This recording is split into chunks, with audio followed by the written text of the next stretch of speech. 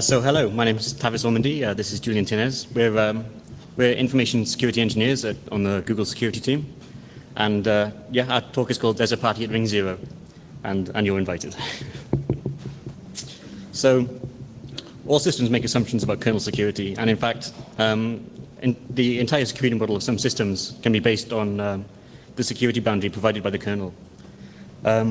Things like sandboxing in Google Chrome and Android make Google in particular dependent on kernel security. And of course, this is true for lots of other applications on other platforms. So we've been involved in finding, fixing, and mitigating some really interesting kernel bugs over the last year, and we're going to share some of our work today. So we're going to discuss some of the ways that you can protect the kernel from malicious userland code and mitigate unknown kernel vulnerabilities that in the kernel itself. So the first section of our talk is called The Kernel as a Target. So imagine you have arbitrary code execution on a machine, and if you want to escalate or just merely switch your privileges, because it's not necessarily an escalation, you might want to get the privileges of just another user. What can you target? You can target, in general, processes with more or different privileges. So for instance, running daemons, SatuID binaries, you can execute on Unix. And you can also target the kernel. And the kernel has a lot of nice properties for you as an attacker. For instance, it has a huge code base. It performs a lot of complex and error-prone tasks, and it's responsible for the whole security model of the system. So it's really a primary target for you. The Linux kernel has been a local target for over a decade.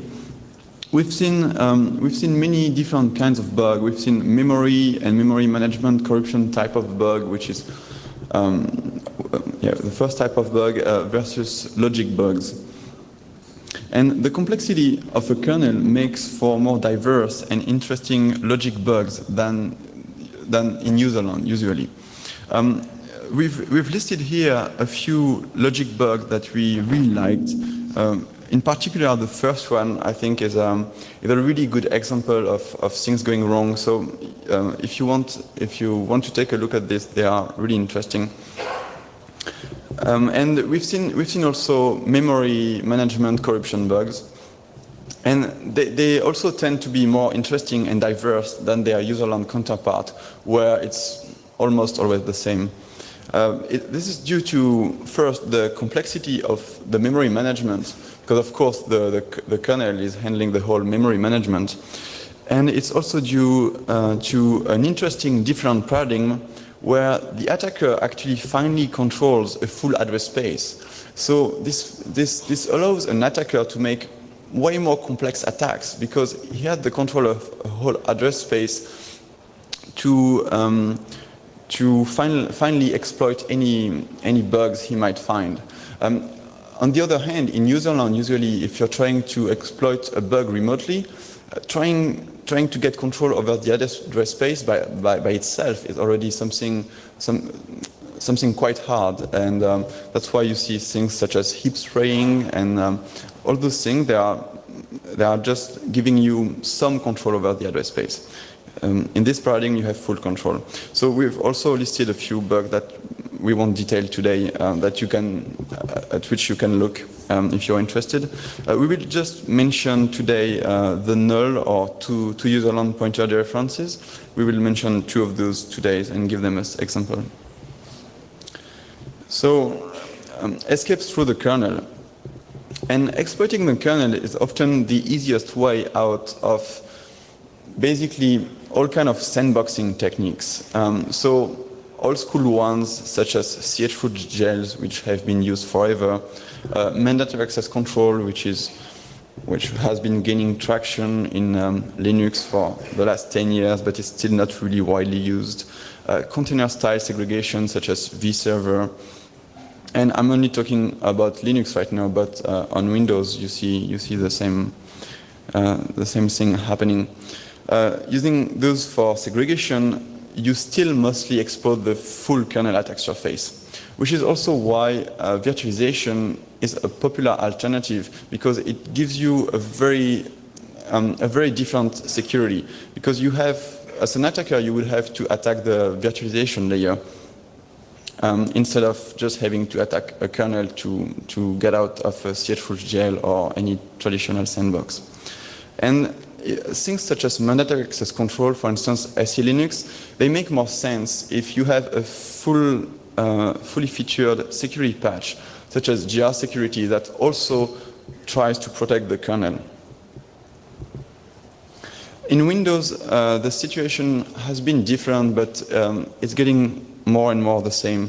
Traditionally, local kernel bugs were not considered really relevant and important on Windows. It has changed somewhat recently, especially since the introduction of Windows Vista.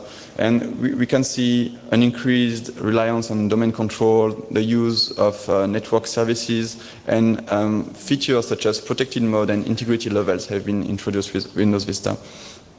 So this has changed in the last few years, and now Windows is roughly in the same situation as Linux now, and people care more and more about local privilege escalation on this platform.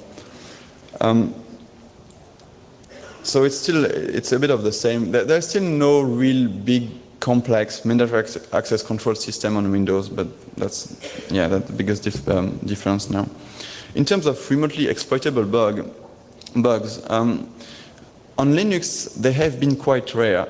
We have seen a few notable exceptions around 2004, 2005, when Wi-Fi was getting more and more used and was getting into the Linux kernels. We've seen a few remote exploits by different people. But otherwise, there is this rare exception, SG RACU SCTP exploit, which has been released, I think, 2 years ago. He has written a really interesting article in FRAC if you want to check this out with Twiz, and a few others, but it's not very common. On Windows, they have been quite popular for at least 6-7 years. I think actually Barnaby Jack, who gave a talk yesterday, gave a talk in 2005 on some remote kernel bugs on Windows, and usually the target was not Microsoft code itself, but mostly third-party naive code in antivirus and personal firewall. You've seen also a few GDI-related bugs, very few TCP/IP stack-related ones. Our colleague Neil Mehta and others have found one quite recently.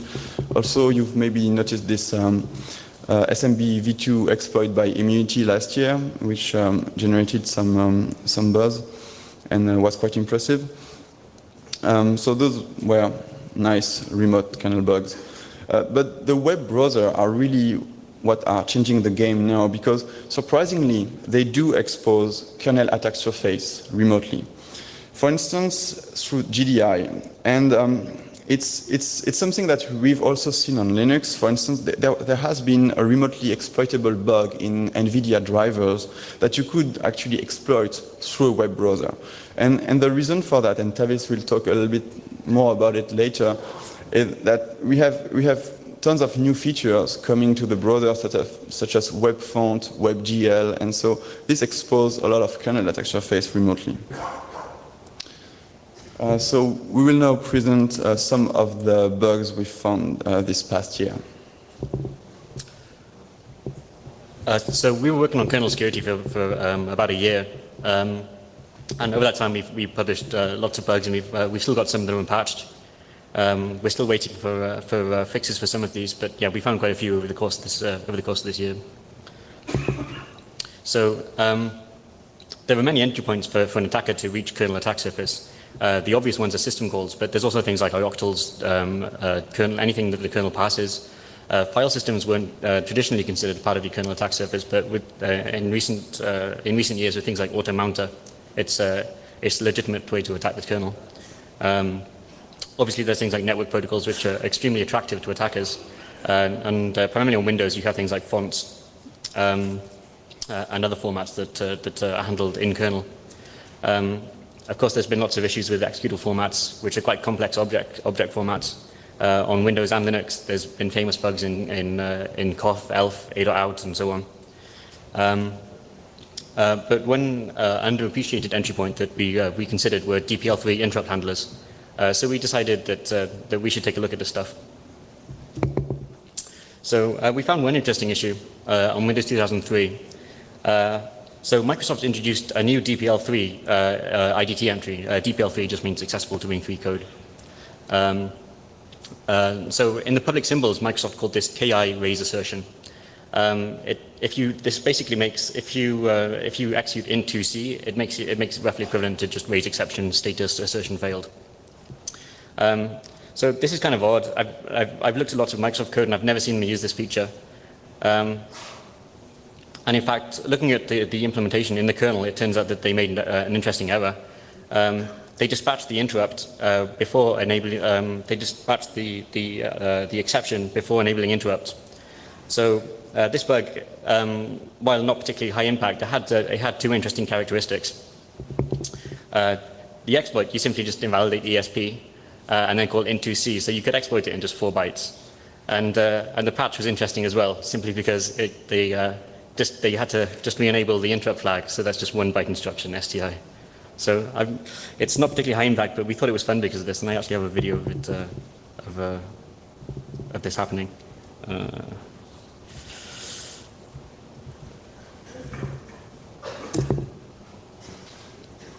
Okay.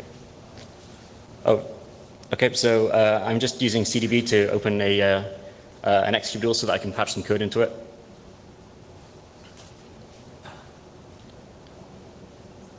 So yeah, I just choose any random executable so that I can use the assemble function from the Windows debuggers.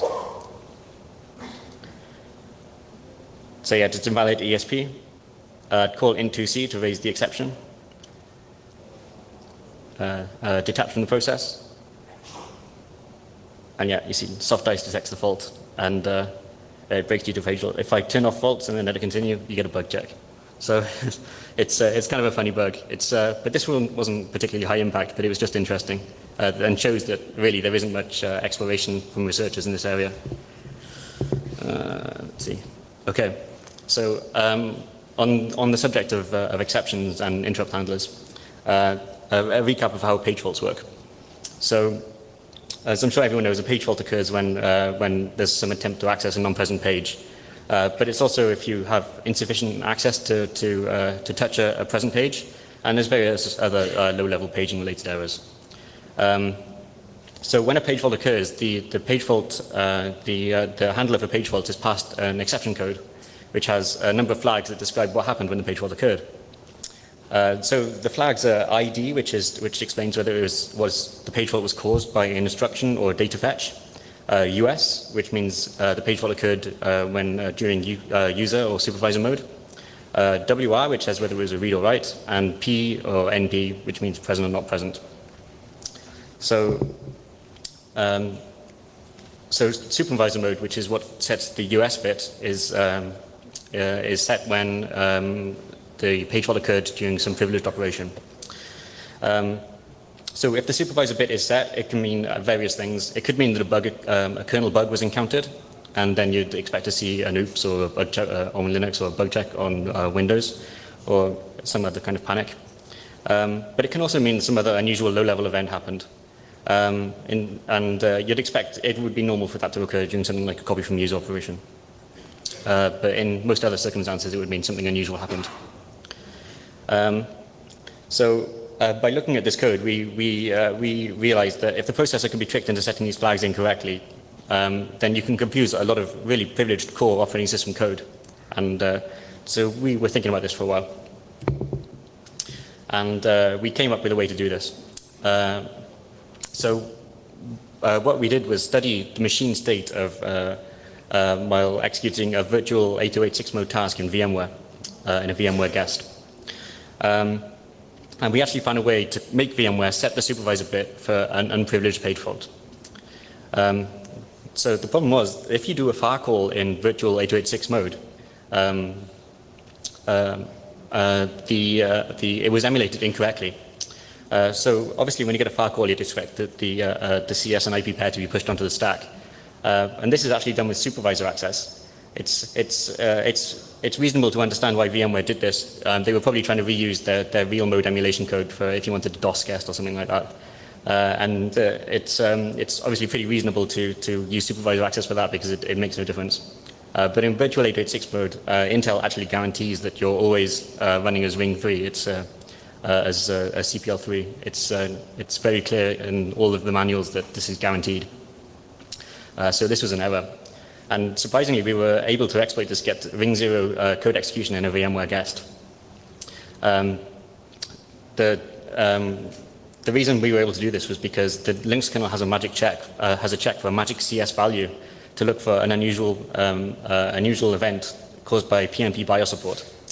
But because this magic value was something that you wouldn't normally be able to set, in virtual 86 mode, you must be allowed to set it because this is how real mode addressing works. Obviously, addresses are 16 bits in real mode, but the address space is 20 bits. So you do this by shifting around CS and adding it to IP.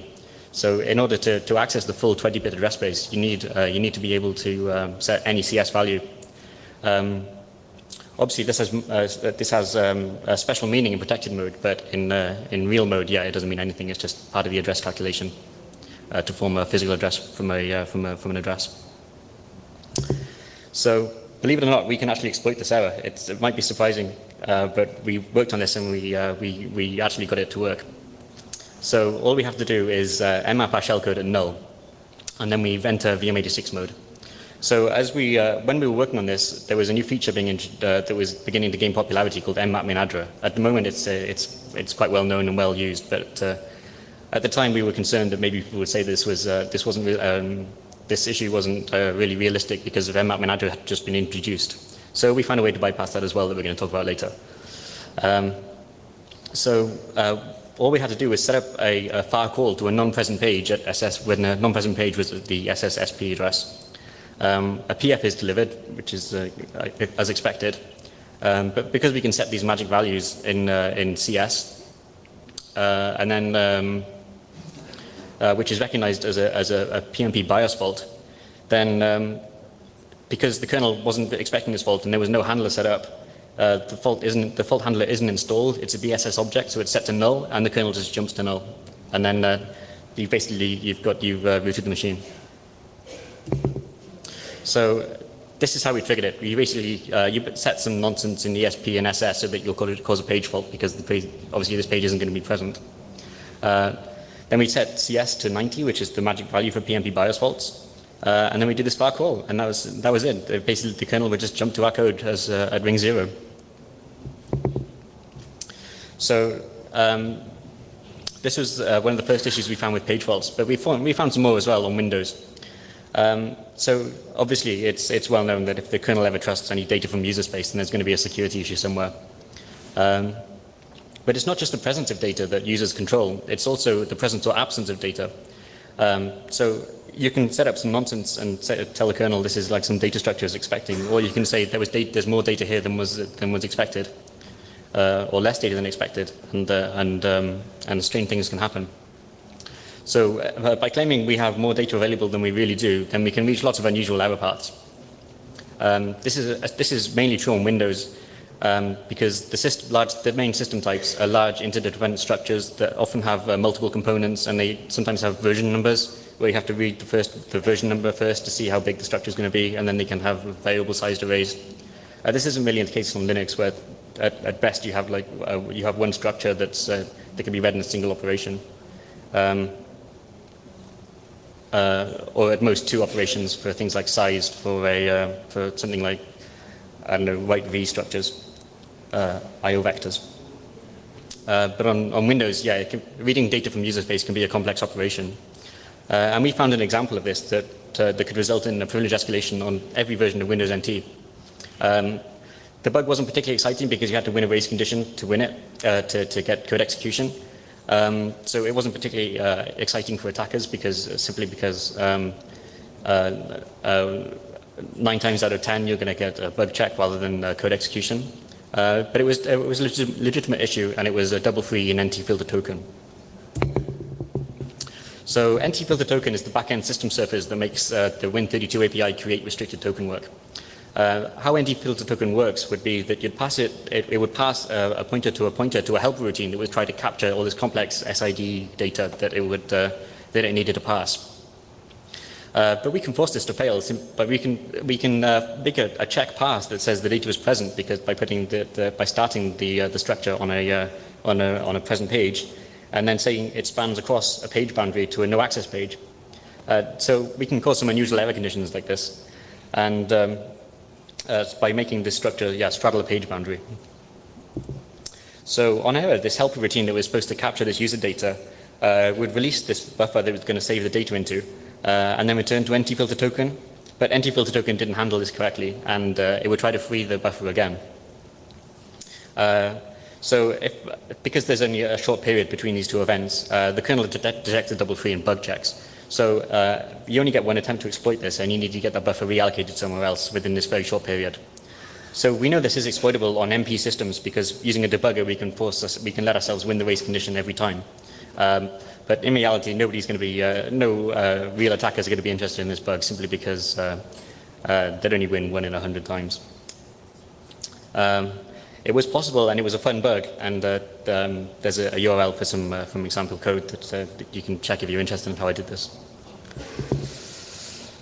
Okay, so this is another vulnerability in Windows NT. So this is a quote from Rusinovich in Windows Internal 4th edition. He explains that moving GDI from user mode to kernel mode has provided improved performance without any significant decrease in system stability or reliability. I think you might regret this quote. Maybe it's true, but there's no question that GDI represents a significant kernel attack surface now.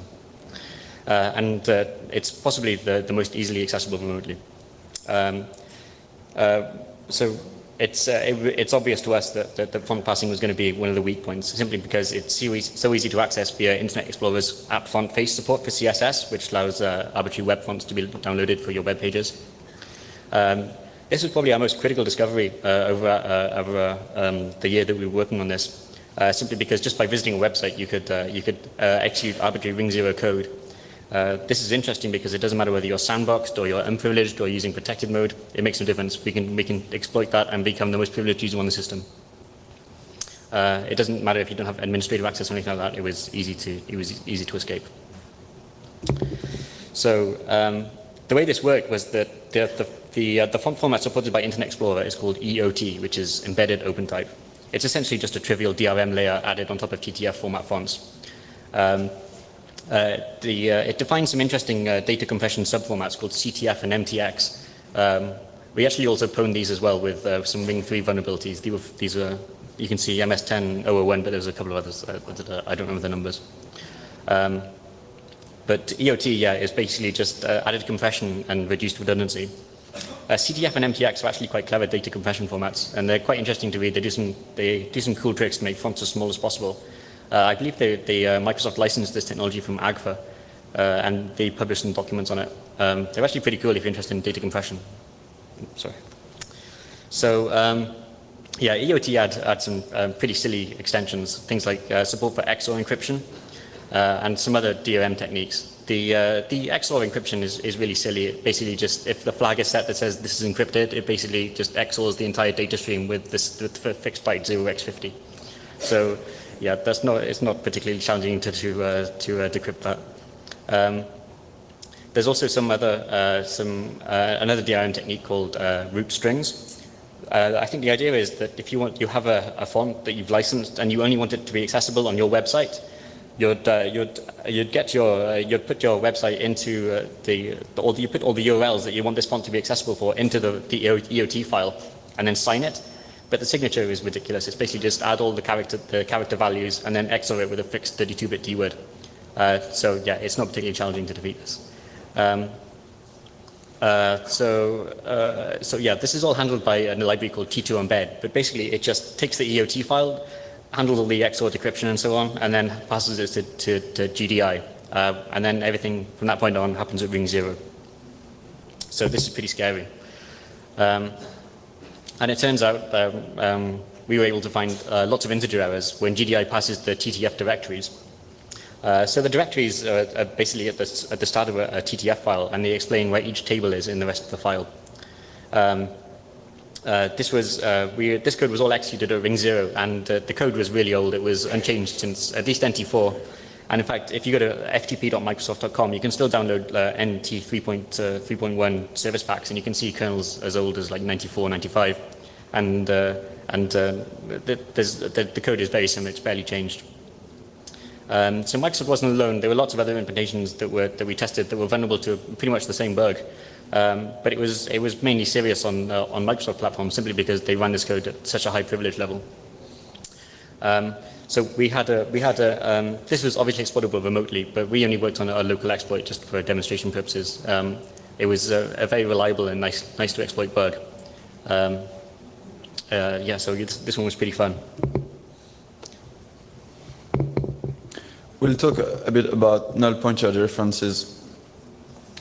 So in general, what we call null pointer dereferences aren't necessarily null pointer dereferences. It's just in general two userland pointer dereferences, just when the kernel dereferences a pointer that goes to userland.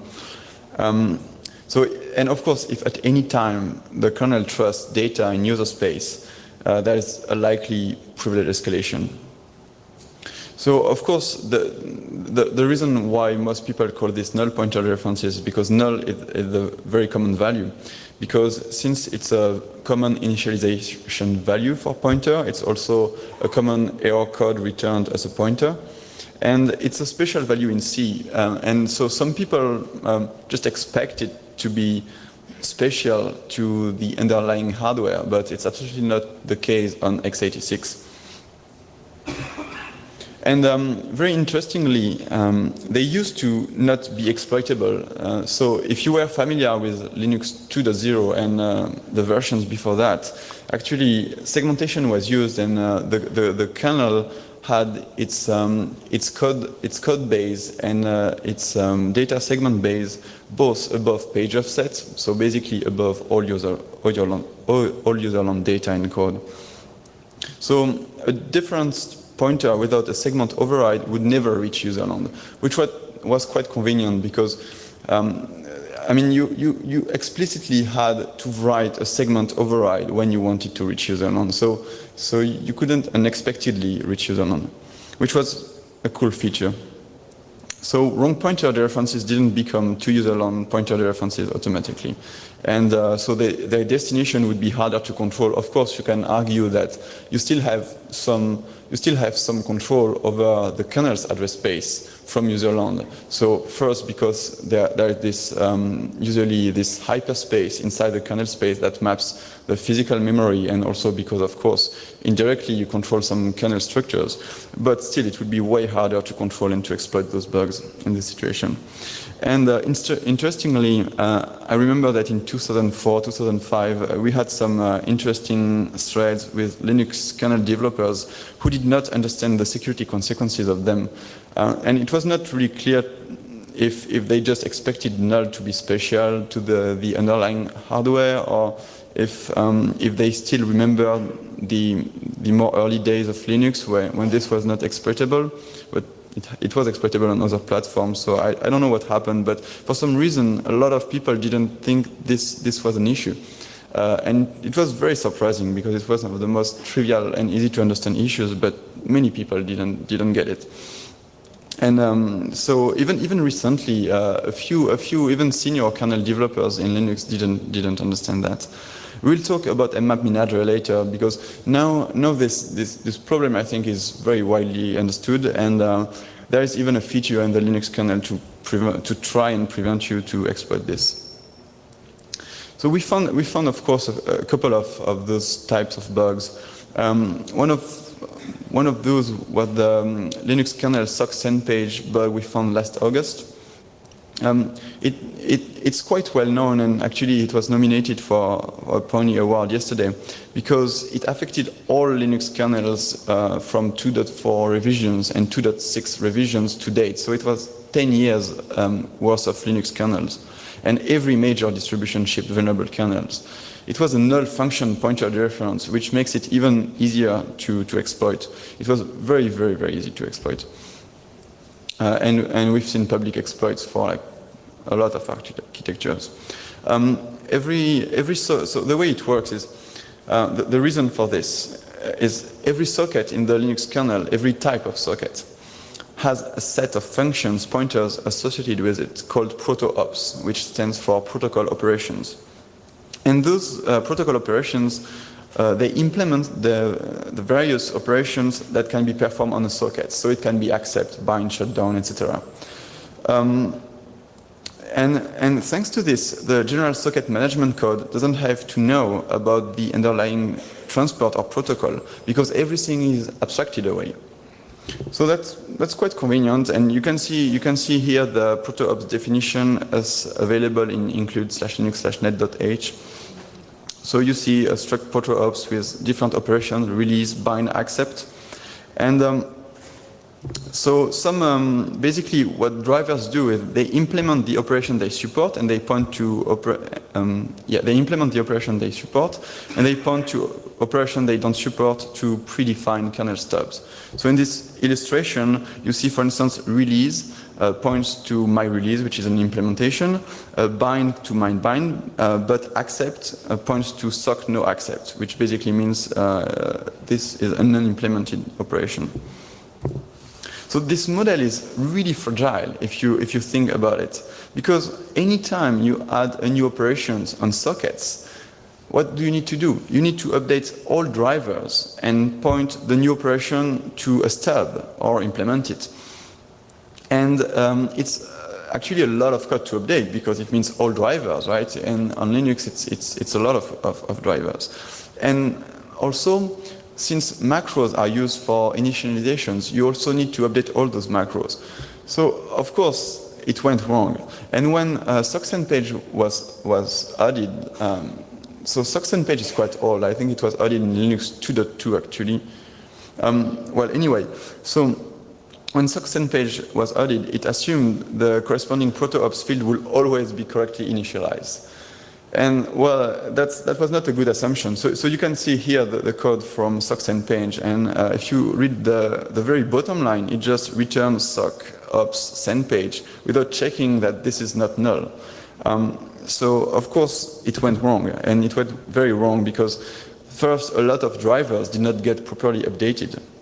But the really funny thing that we found out was that the very sockops wrap macro, which is used to initialize a lot of drivers, had a bug.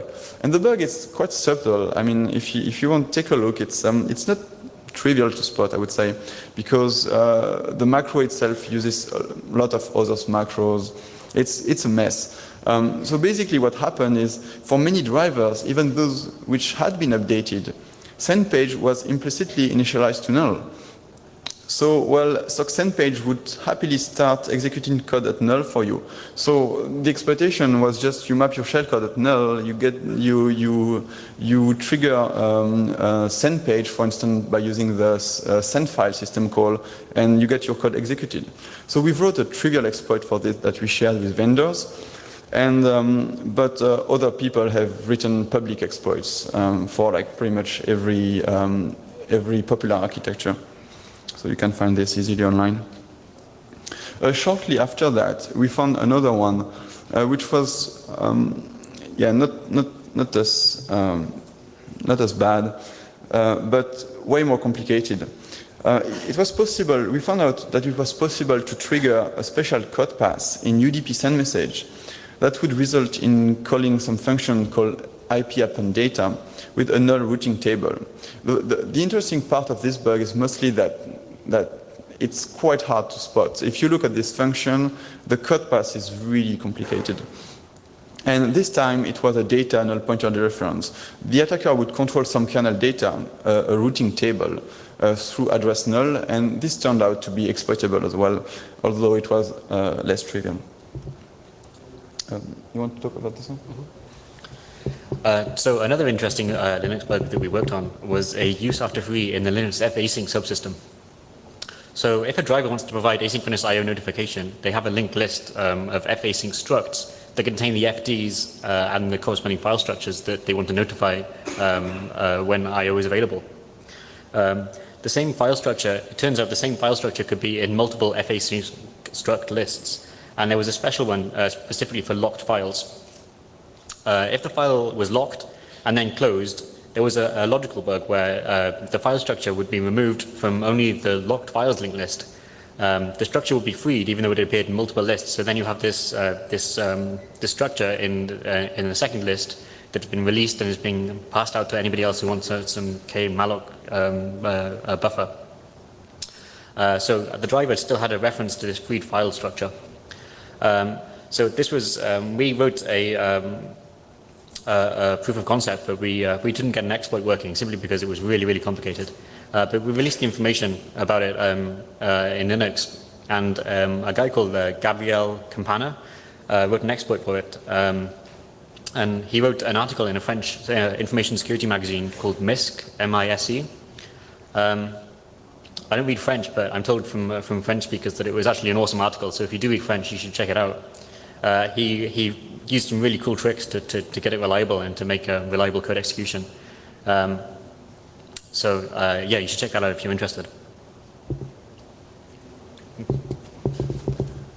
This bug is in NetBSD. It's the only NetBSD bug we are talking about today, but we really love this bug. Actually, investigating this bug took me more time than for a lot of other bugs we're talking about today. It was really nice. So we found out, well, I mean, it's documented in the Intel manuals, but it's not very easy to find, that an inter-privileged IRET can fail before the privilege switch occurs. So what we called this the commit point where the privilege switch occurs. So we said IRET can fail pre-commit. So for instance, if the restored EIP is past the code segment limit, a general protection fault will occur while in kernel mode. So no privilege switch will occur. So what difference does it make that no privilege switch occurs? Well, if no privilege switch occurs, no stack switch occurs between userland and kernel-land stacks. So basically you have no saved stack information on the trap frame. So if your operating system is not expecting this, and NetBSD was not expecting this to happen, so it was expecting a full trap frame all the time, well, basically you will have your trap frame shifted. So of course you can play with this and try to exploit this. And so we were thinking about this, and we also found out that the way the non-executable stack emulation work on NetBSD is they put a code segment limit just below the stack. So we found out that during a legitimate program's execution we could trigger the bug, because if you happen to have legitimate code on the stack, so that happens, for instance, if you have nested functions in GCC, you can get a trampoline on the stack.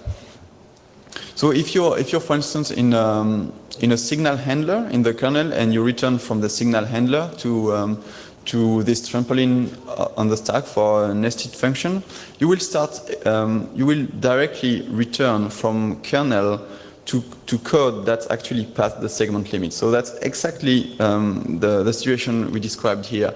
And so what this means is this bug can actually happen like this in real life and just crash NetBSD kernels. So we reported this a long time ago, I think more a year and a half ago, and I think it's still not corrected as far as we know. That one was really interesting because actually Tavis used this trick later for his NTVDM exploit, which I think you're going to talk about now. Okay, so after we discovered these fun bugs in various interrupt handlers, we decided this was going to be some fruitful research, so we decided to audit the remaining interrupt handlers we could find. So we found one section of code in KI trap OD, which is the name of the GP trap handler in Microsoft public symbols. And we found one location where it appeared to trust the contents of the trap frame. This was a bit of a WTF moment for us, where we saw this code that was obviously doing something completely bizarre. We could tell that this was a component of the virtual 8286 mode monitor, simply because the branch to reach this code was checking the VM flag in the eFlags image.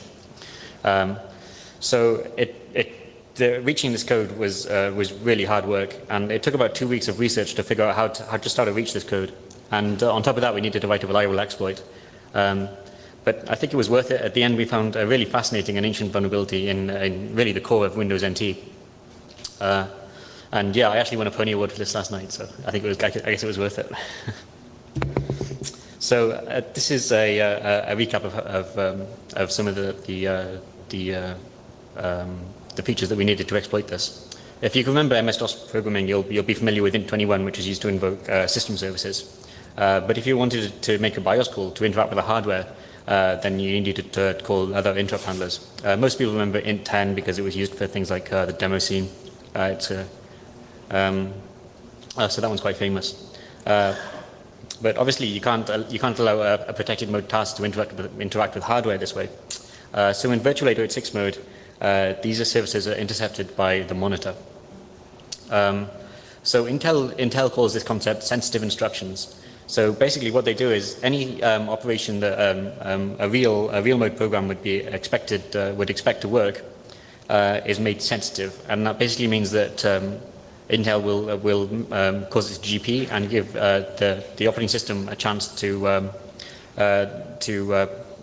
fix this up or emulate it or do whatever it wants. So in this way, programs that could never be allowed to work in protected mode can all the services they expect to be able to use can be faked, and they can think they're working on a real MS-DOS system or whatever. So yeah, these actions trap, and then the kernel is given an opportunity to decide how it wants to proceed. So so the design of the virtual 806 mode monitor in Windows NT has really never changed since its implementation in the early 90s. And in fact, yeah, if you download these old service packs from fdp.microsoft.com for old, out-of-date versions that they don't support, you can still get a copy of these kernels. They even include public symbols, but obviously they're in DBG format, not PDB like we use nowadays. But still, you can still parse them and look around. It's kind of archaeology for code, I guess. It's kind of fun. So yeah, in order to support these BIOS service routines, a stub exists in the GP trap handler that restores execution context for the trap frame. In order to access this code, it's authenticated, but these were by magic values that we already knew that we could forge from our VMware exploit and from our previous work on interrupt handlers. So we knew that we were onto something that we could really control. There were lots of hurdles on the way, and it took us a long time to reach this. But each one was an interesting exercise, and I'm going to talk a bit about them. So how do you interact with the virtual 806 mode monitor? On Windows NT, it's an undocumented system service called NT VDM control. It's authenticated. You're not allowed to access it unless you have a special flag in your eProcess structure called VDM allowed. You can't set this flag unless you have SE TCP privilege, and you'll use something like, I think it's NT set system information or set process information. And you need SE TCP privilege. So if you have SE TCP privilege, like TCP is trusted code base, then you're already one of the most privileged processes on the system, and you don't really need to escalate privileges any further. So it's not immediately obvious that you can still access this system call. But you can defeat this really easily. All you have to do is invoke the real NTVDM subsystem, and then use the Win32 API, create remote thread to execute within it. This way, your thread is executing within a process that already has this flag set in its eProcess structure. So yeah, NTVDM control is completely undocumented. The best documentation for it is really Alex Ionescu, who's already reverse engineered it, so you can work out the API from his code in React OS. So yeah, he's already done all the hard work, so you can understand it that way. There's still a lot of special cases that we needed to understand for this particular bug. We needed to bypass things like checks for structure sizes and magic checks and so on. It took some time. But yeah, Alex Ionescu's code in React OS was really how to understand this stuff. So this code that we'd found in the GP trap handler was guided by a test for a specific CS EIP pair. We can forge these with these trap frames by making IRET fail, but you can't request to return into an RG code segment. Obviously, that would be stupid because you're just using an RPL0 value, and then you'd get instant kernel code execution. So nobody would be silly enough to make that mistake. But as we already know, CS loses its magic value in virtual 86 mode because you need to be able to access these this 20-bit real address space. So it's completely reasonable to request any value. But we still need to cause IRET to GP. And we did this by setting the TF flag in the E flags image when returning. So Intel actually considers this sensitive and hardens control over the virtual 8086 mode monitor. But this is actually poorly documented. And in fact, there's no mention of this at all in the documentation. And from research, we know that early versions of the Pentium processor would in fact not treat E flags, TF set in the E flags image as sensitive. And that wasn't considered sensitive at all. But apparently, during some later revisions of the Pentium, Intel updated this and did consider it sensitive. And in fact, this is really documented by, I don't remember his name, the Sandpile. Yeah, so there's this great resource online called Sandpile where lots of crazy Intel tricks are documented. And yeah, so it's explained that at some point Intel decided that this should be sensitive and they updated it, but they never issued any errata or they never updated any documentation.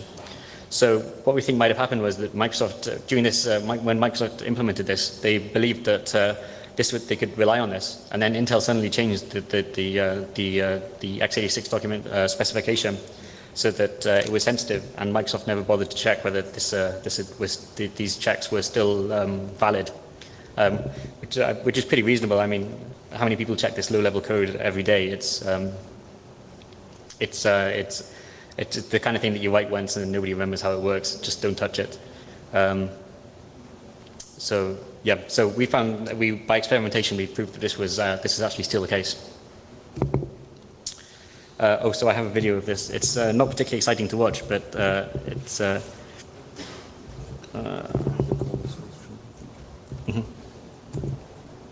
Okay, so yeah, so I wrote a reliable exploit for every supported version of Windows NT. It basically just invoked a new process and it would hand it over a system token.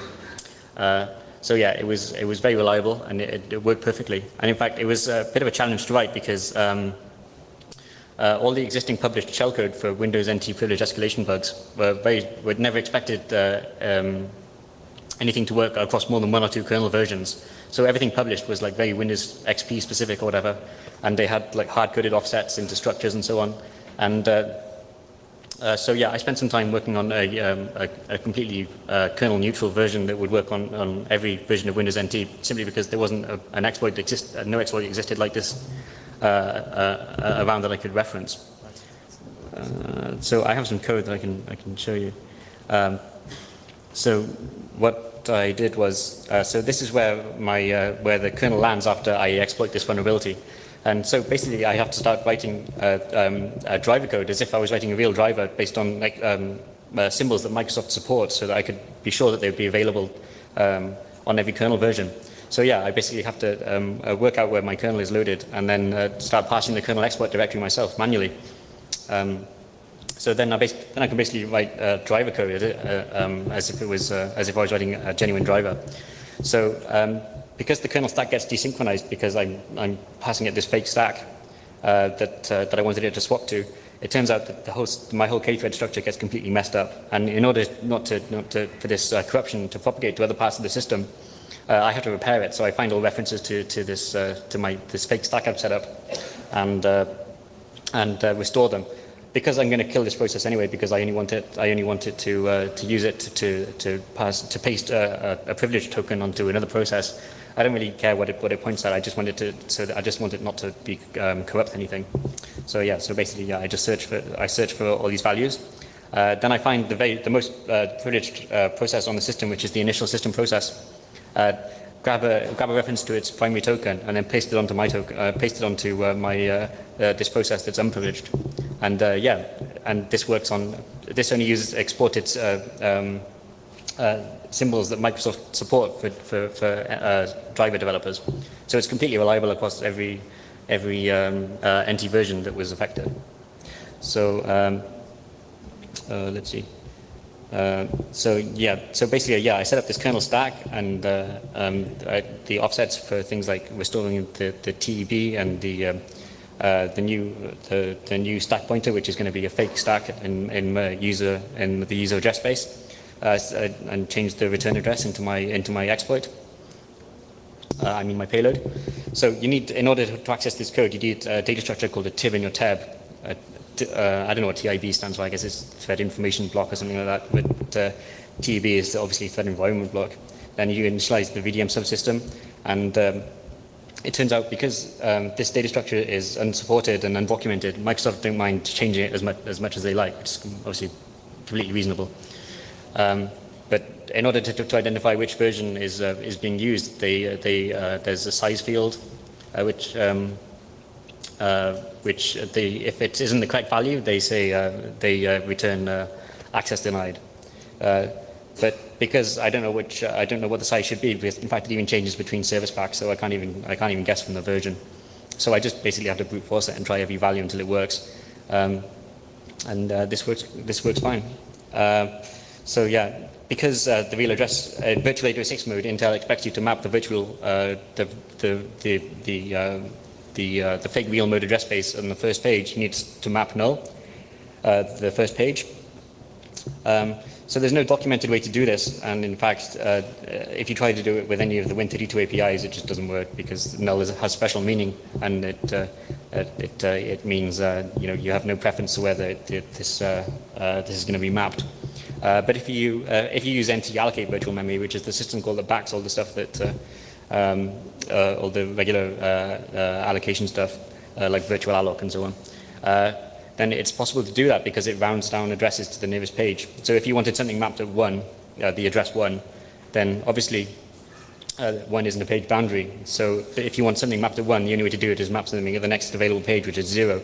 So yeah, you basically just pass in a really low address, it rounds it down to the nearest page, and you get it mapped. And there you go, and that works. So we've also been working on automation and fuzzing for operating system kernels. So we've been working on system call exploration to try and find interesting attack surface that we want to reach. On Windows, the system call interface, it's complex, it's unstable, it's unsupported, and it's undocumented, and it's also pretty vast. If you consider Linux has about 300 system calls, Windows actually has about 1,400. But in fact, that's a pretty conservative value because Microsoft really liked this design of multiplexing system calls. On Linux, there's only one multiplexing system call, which is socket call. So things like bind, accept, and send, and things like this are all the same system call called socket call, and you just pass a value saying which one you wanted. But Microsoft love this, and they have dozens and dozens of them. So you pass a magic value which tells them which system call you actually wanted, and it can be dozens available via one entry point. So in fact, 1,400 is probably a pretty conservative value. There's basically 1,400 SSDT entries, but there's more likely, I would guess, about 3,000 system calls really. So on Windows, these are designed only to only ever be called by Microsoft code. They make it very difficult to call system calls, and they're not supported across versions. So they don't mind breaking stuff, which is perfectly reasonable. This is all expected. As most people know, I guess they randomize system calls for system call numbers between service packs just to make sure that you're not trying to rely on this. Well, I guess that's probably not what it's designed to do. They just do that as part of the build process, but that's the effect. Because no Windows programmers call these system calls directly, they only go through the Win32 supported and documented APIs.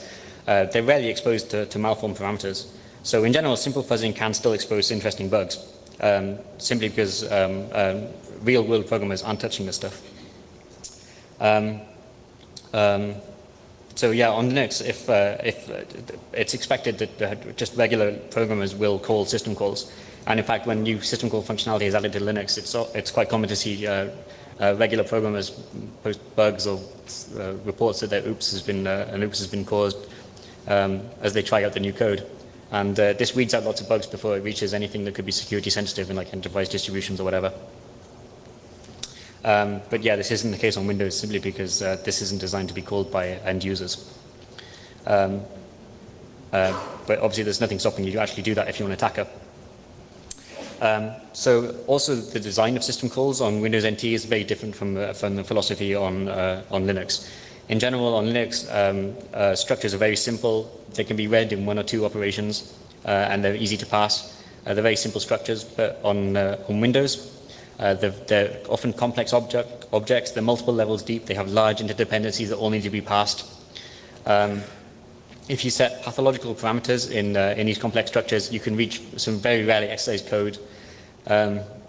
And in fact, there's code that you just simply cannot reach via any supported interface, and it's difficult to imagine how Microsoft managed to test this. And no end users are going to complain simply because they'd never rely on this code. Of course, kernels also pass lots of interesting stuff like fonts and other complex formats, and this is all done at ring0, and these are great fuzz candidates. So we've been working on system call fuzzing. So trivial fuzzing can still find Windows bugs. The attack surface is really large, and there's lots of system calls to play with. You can find fuzzing on Linux, but in general the task is not so trivial simply because the interfaces are so simple. It's tough to get them wrong. You need to do some work. You need to set up some I don't know, complex state with file descriptors or whatever. But fuzzing will find bugs, and we've had some success this way. We've been developing some techniques for working on this that we're trying to integrate into things like Chrome OS release. So we're hoping that this can help make things like Linux privilege escalation via malformed system call operations easier to spot as they're introduced via regression testing and so on. So we're hoping this is going to help Linux local security in future. So yeah, now we're going to talk about protecting the kernel from malicious LAN code. One of the first ways that was quite popular to try and protect the kernel from malicious user-known code was just having trusted path executables. So, well, I mean, the idea is just to have trusted executables only.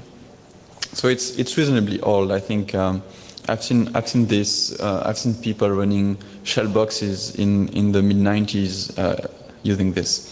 So it was pretty popular, and there was a very naive way of doing it on Linux, which was to just mount all use of writable paths to no exec. So if you could write somewhere, you could not execute the code.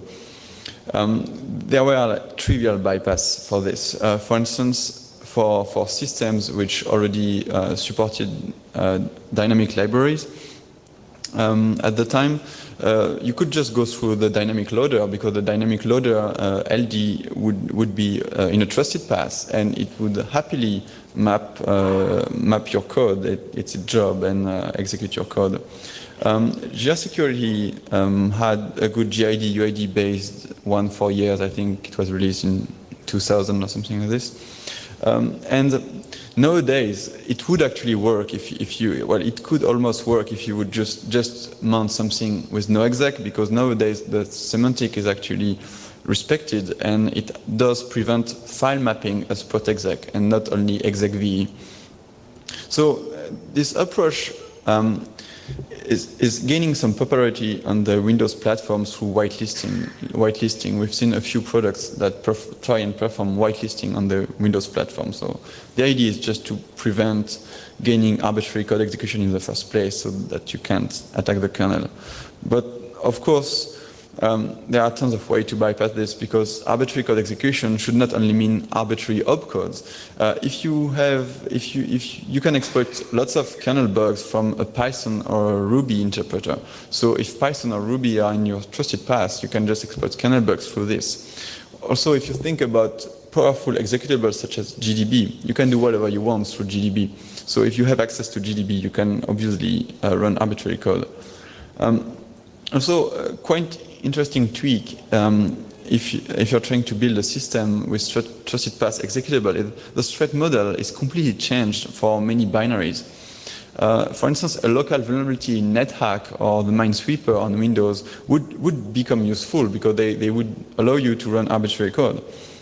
And you've probably seen a few releases, such as vulnerabilities in Make or vulnerability in ZSH, which didn't really make any sense. But in this very paradigm, they do make sense. Of course, this is also useless if the attacker already has arbitrary code execution. So if you're trying to protect a browser sandbox with this, it's useless because you're assuming the attacker already has arbitrary code execution in your sandbox. Same thing for OpenSSH or VSFTPD privilege separated sandbox. So what could we really do that would be useful to do proper sandboxing and attack surface reduction for the kernel? Ideally, a process could opt out from some kernel features it does not require. On Linux, there is nothing really that allows you to drop privileges in a discretionary way. And all the focus is on mandatory access control on Linux. And basically, the paradigm is very different. If you're a programmer, what you want is, you know that you know your program, you know how it works. So you want to be able to define a policy for your own program. But mandatory access control is more about an administrator on the system being able to define a policy. So if you're writing a web browser, it's not what you want. On Windows, there are slightly more privilege dropping-like features. Thanks to the control over token, and more recently, since Windows Vista, we have things like integrity levels. So there are some privilege dropping-like features, but there is still nothing to protect the kernel's attack surface. So the options are limited. And on Linux, for Google Chrome, we needed something like this, and we did some hacks, and we have a SetUID sandbox design that you can look at if you're interested in this. We've published slides at Black Hat Europe about this, and it's quite weird because nothing was really designed for this, so we kind of hacked our way through it. Also, ptrace-based sandboxes are quite popular. The idea is to use ptrace to be notified whenever an untrusted process will perform a system call. So this can be a good choice. Unfortunately, of course, it's slow, but otherwise for security it can be a good choice. But it's very hard to get right because ptrace was not designed for this at all. Also, on Linux there's one feature which could have been interesting for this, called seccomp. Seccomp is a special mode you can switch your process into that will only allow the process to reach 4 system calls. It will allow the process to reach read, write, and just exit, plus sigreturn to be able to handle signals. So it's just those 4 system calls. So of course, the kernel's attack surface is incredibly reduced through this. But the problem is, for instance, for Chrome, we were very limited.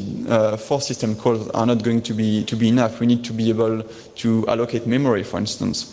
And one Googler, Marcus Gutschke, is working on a seccomp-based sandbox, and he's using crazy tricks such as sharing address space between different processes, sharing file descriptors, and then other processes which are not under seccomp are able to proxy the needed system calls. It sort of works, but it's not deployed into Chrome yet. But you can already look at it.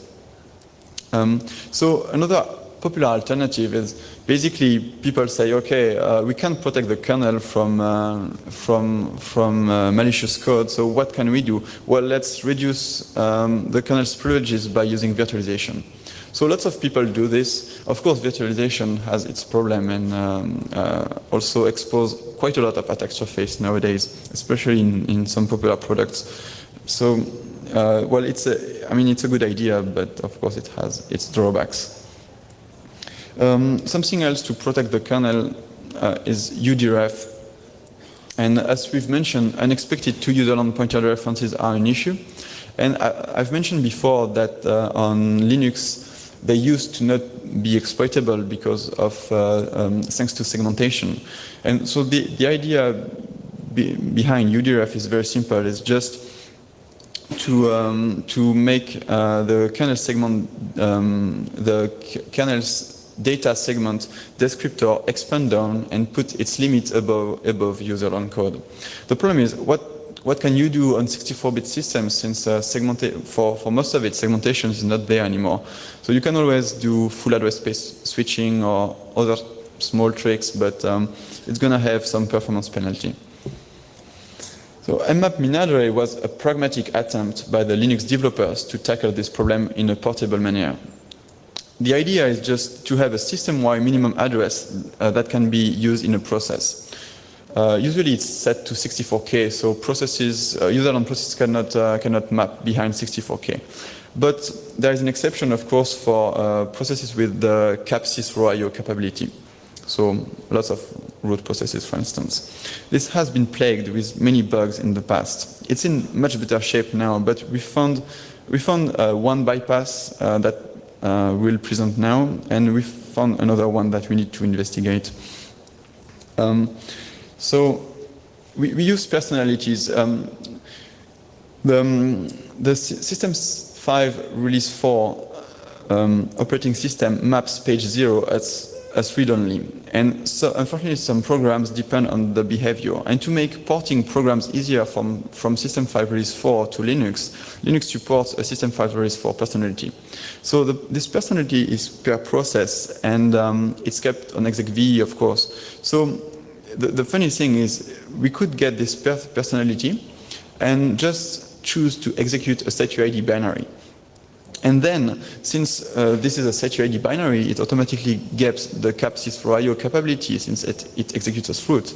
And thanks to this capability, the mmap min-array check is bypassed, and a page is mapped as 0 in the address space. But of course, there's not much we can do. It's a root process we don't control, which has a page mapped at 0. So yeah, you could imagine that if this root process, process has a vulnerability like a null pointer reference, maybe you could exploit it. But we were trying to actually regain control of this process. And so we started to look for a binary that would drop privileges and let us regain control without going through execv. And we actually found one. Pulse Audio allowed us to do this. And it was not a bug in Pulse Audio, it was just a bug in the Linux kernel that we exploited through Pulse Audio. But then, of course, then we discovered Pulse Audio, and we took a look at it, and of course we also found a vulnerability, a completely different vulnerability in Pulse Audio that was unrelated. So yeah, other kernel protections. Well, there are a few kernel protections from PAX, but we don't have much time now if we want to take questions, so I will go through this quickly. So there are lots of bugs to find in kernels. We found 20 of them in a year, and we were still doing a lot of other work. So there are lots of bugs to find. The attack surface is growing in general. And the really interesting thing that's not necessarily expected is it's actually easier to reach this attack surface from remote.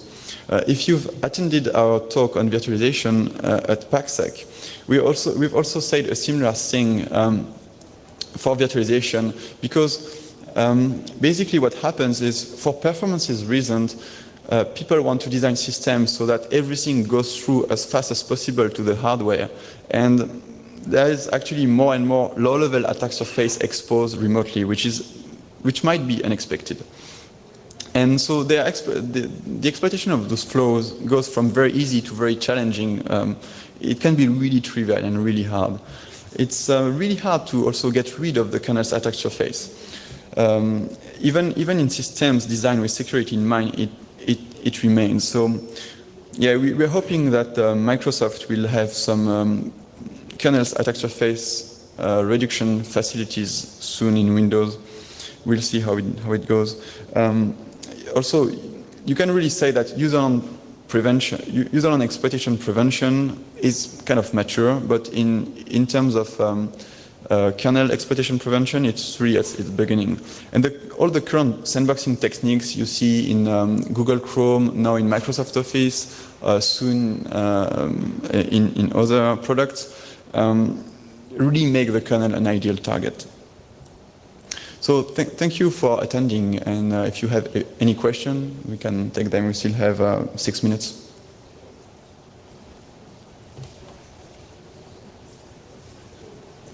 No questions? Thank you. Bye.